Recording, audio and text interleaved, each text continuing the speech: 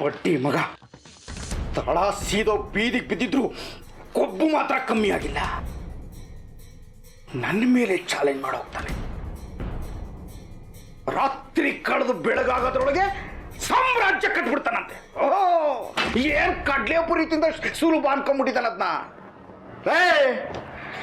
ಹೇಳೋ ನಿನ್ ಮಗಂಗೆ ಇದು ಒಳ್ಳೇದಲ್ಲ ಅಂತ ನನ್ನ ಮೇಲೆ ಚಾಲೆಂಜ್ ಮಾಡಿ ಹೋಗ್ತಾನ.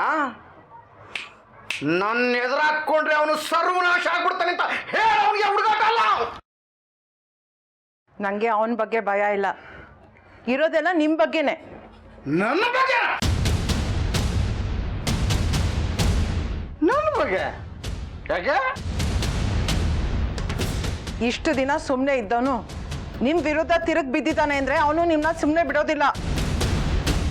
ನೀವು ಈಗಲೇ ಬದಲಾದ್ರೆ ಉಳ್ಕೋತೀರಾ, ಇಲ್ಲ ಅಂದರೆ ಅಷ್ಟೇ.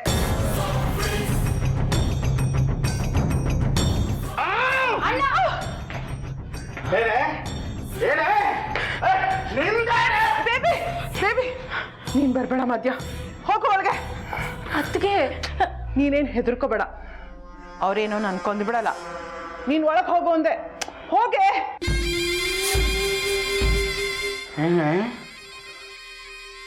ನನ್ನ ಕಂಡ್ರೆ ನಿಂಗೆ ಭಯನೇ ಇಲ್ವಾ? ನಾನು ಯಾಕೆ ಭಯ ಪಡಬೇಕು? ತಪ್ಪು ಮಾಡಿರೋದು ನೀವು ಭಯ ಪಡಬೇಕು. ಗೊತ್ತು ಕಣೆ, ನಂಗೆ ಚೆನ್ನಾಗಿ ಗೊತ್ತು.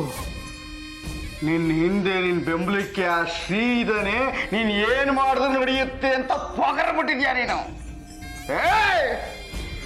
ಇಷ್ಟು ದಿನ ನಾನು ತೋರಿಸಿದ್ದು ಬರೀ ಟ್ರೇಲರು.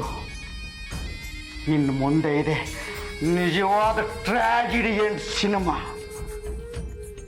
ನನ್ನ ವಿರುದ್ಧನೇ ಬಂದಿರ್ತಾನ ಅವನು. ಅವನು ಪರ್ಮನೆಂಟ್ ಆಗಿ ಕಂಬಿ ಎಣಿಸೋ ಹಾಗೆ ಮಾಡ್ತೀನಿ. ಇನ್ನು ಮುಂದೆ ಅವನ ಜೀವನದ ಪ್ರತಿ ಕ್ಷಣ ಕೂಡ ನರಕ ಆಗಬೇಕು. ಹಾಗೆ ಮಾಡ್ತೀನಿ.